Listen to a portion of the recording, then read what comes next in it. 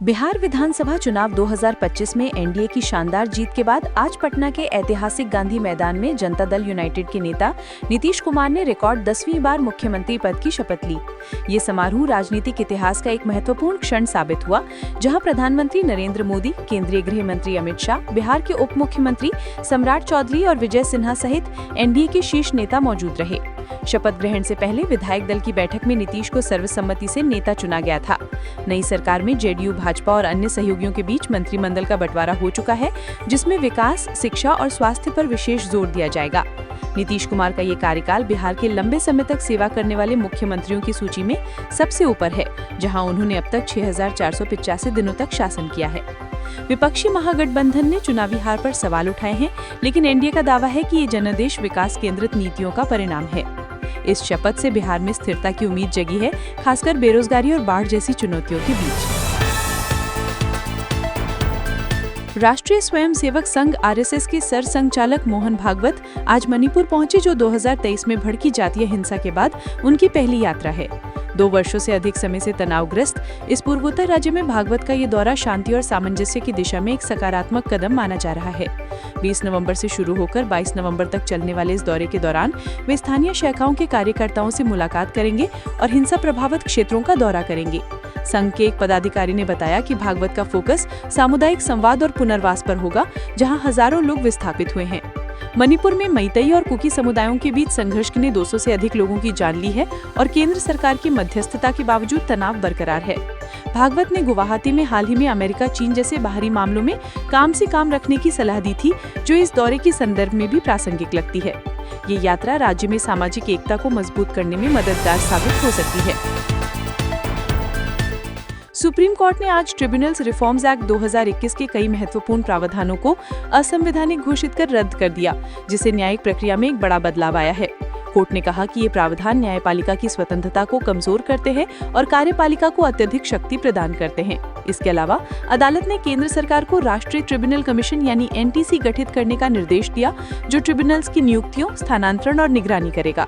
ये फैसला वकीलों और न्यायिक संगठनों की लंबे समय से चली आ रही मांगों का परिणाम है, जहां ट्रिब्यूनल्स में देरी और भ्रष्टाचार की शिकायतें आम हैं। ट्रिब्यूनल्स, जो लंबे श्रम, कर और पर्यावरण जैसे क्षेत्रों में काम करते हैं, अब अधिक पारदर्शी होंगे। कोर्ट में राष्ट्रपति और राज्यपालों को विधेयकों पर फैसला लेने के लिए समय सीमा तय करने पर भी राय मांगी है। इस निर्णय से लाखों लंबित मामलों में तेजी आ सकती है, लेकिन सरकार को नए ढांचे को लागू करने में चुनौतियां झेलनी पड़ेंगी।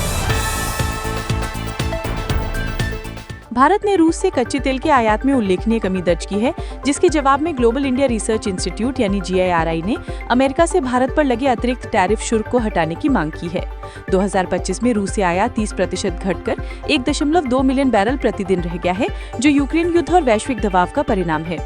विदेश मंत्री एस जयशंकर की हालिया मॉस्को यात्रा के दौरान रूसी उप विदेश मंत्री ऑन्ड्रे रुडेंको के साथ द्विपक्षीय संबंधों पर चर्चा हुई, लेकिन भारत अब ऊर्जा विविधीकरण की ओर बढ़ रहा है।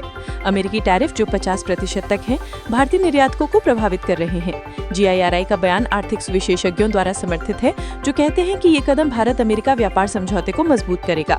इससे घरेलू ईंधन कीमतें स्थिर रहेंगी और विदेशी मुद्रा भंडार मजबूत होगा। हालांकि वैश्विक तेल बाजार की अस्थिरता से चुनौतियां बनी रहेंगी। दिल्ली हाई कोर्ट ने आज taekwondo federation of India TFI की मान्यता रद्द करने के खेल मंत्रालय के फैसले पर कड़ी फटकार लगाई। कोर्ट ने कहा कि आंतरिक विवादों के आधार पर फेडरेशन की मान्यता छीनना अनुचित है और इससे खिलाड़ियों का नुकसान होता है। मामला 2024 से चल रहा था, जब मंत्रालय ने भ्रष्टाचार के आरोपों पर कार्रवाई की, लेकिन कोर्ट ने इसे प्राकृतिक न्याय के सिद्धांतों का उल्लंघन माना। जस्टिस ने मंत्रालय को निर्देश दिया कि वो फेडरेशन को मान्यता बहाल करे और विवादों का समाधान करे। भारत में ताइक्वांडो के 50,000 से अधिक खिलाड़ी प्रभावित हुए हैं, खासकर ओलंपिक 2028 की तैयारी के बीच। ये फैसला अन्य खेल संगठनों के लिए मिसाल बनेगा, जहां राजनीतिक हस्तक्षेप आम है। कोर्ट ने कहा, खेल को राजनीति से अलग रखें, इससे युवा एथलीट्स को राहत मिलेगी। छत्तीसगढ़ ATS ने आज पाकिस्तान स्थित ISIS मॉड्यूल से जुड़े 2 नाबालिगों को गिरफ्तार किया, जो सोशल मीडिया के जरिए युवाओं को भड़काने का काम कर रहे थे। गिरफ्तारी रायपुर के एक स्कूल के पास हुई, जहां दोनों 16-17 वर्ष के थे और ऑनलाइन प्रोपेगेंडा फैला रहे थे। जांच में सामने आया कि वो ISIS के वीडियो शेयर करते थे और स्थानीय युवाओं को भर्ती करने की कोशिश कर रहे थे। ATS ने कहा कि ये राष्ट्रीय सुरक्षा के लिए खतरा था, खासकर सीमावर्ती इलाकों में। नाबालिगों के पास मोबाइल फोन और लैपटॉप से सबूत मिले जो पाकिस्तानी हैंडलर से जुड़े थे। केंद्र सरकार ने राज्यों को सतर्क रहने का निर्देश दिया है। ये घटना भारत में बढ़ते ऑनलाइन रेडिकलाइजेशन की समस्या को उजागर करती है, जहां 2025 में 20 से अधिक ऐसे मामले दर्ज हो चुके हैं। इस अभियान से सुरक्षा एजेंसियां मजबूत हुई हैं। ट्राई यानी telecom regulatory authority of India ने आज वित्तीय धोखाधड़ी रोकने के लिए 1600 सीरीज के नंबरों को पंजीकृत संचार नंबर बनाने के नए रूल लागू किए। ये नंबर केवल वित्तीय संस्थानों यानी बैंकों, बीमा कंपनियों के लिए आरक्षित होंगे, जिससे फर्जी कॉल्स और मैसेज कम होंगे। 2025 में साइबर फ्रॉड के 10 लाख से अधिक मामले दर्ज हुए, जिनमें 50,000 करोड़ का नुकसान हुआ। नए नियमों के तहत अनाधिकृत उपयोग पर जुर्माना लगेगा। ट्राई चेयरमैन ने कहा, ये उपभोक्ताओं की सुरक्षा के लिए क्रांतिकारी कदम है। ऐप्स और वेबसाइट्स पर भी वेरिफिकेशन अनिवार्य होगा। इससे डिजिटल इंडिया अभियान मजबूत होगा, लेकिन कार्यान्वयन में चुनौतियां हैं। तेलंगाना के मुख्यमंत्री रेवंत रेड्डी ने आज इंद्रम्मा चीरा योजना की शुरुआत की, जिसके तहत राज्य की 1 करोड़ BPL महिलाओं को मुफ्त साड़ियां वितरित की जाएंगी। ये योजना महिलाओं के सशक्तिकरण और सांस्कृतिक संरक्षण पर केंद्रित है, जहां प्रत्येक साड़ी स्थानीय हथकरघा से बनी होगी। लॉन्च समारोह हैदराबाद में हुआ, जहां CM ने कहा कि ये महिलाओं का सम्मान है। बजट 5,000 करोड़ रुपए का है, जो 2026 तक चलेगा। विपक्ष ने इसे चुनावी ड्रामा बताया, लेकिन सरकार का दावा है कि इससे ग्रामीण अर्थव्यवस्था मजबूत होगी। योजना आदिवासी और अल्पसंख्यक महिलाओं को प्राथमिकता देगी। वित्त मंत्री निर्मला सीतारमण ने आज संसद में इनकम टैक्स बिल 2025 पेश किया, जो करदाताओं के लिए सरलीकृत प्रक्रिया लाएगा। बिल में स्लैब दरों में बदलाव, डिजिटल फाइलिंग और कर चोरी पर सख्ती शामिल है। मुख्य प्रावधान 5 लाख तक छूट, कॉर्पोरेट टैक्स 25% पर। ये बजट 2025 का हिस्सा है, जो आर्थिक विकास को बढ़ावा देगा। विपक्ष ने बहस की मांग की, इससे 10 करोड़ नए करदाता जुड़ सकते हैं। पटना में आज hockey mains junior world cup 2025 की ट्रॉफी का जोरदार स्वागत हुआ, जहां बिहार राज्यपाल ने अनावरण किया।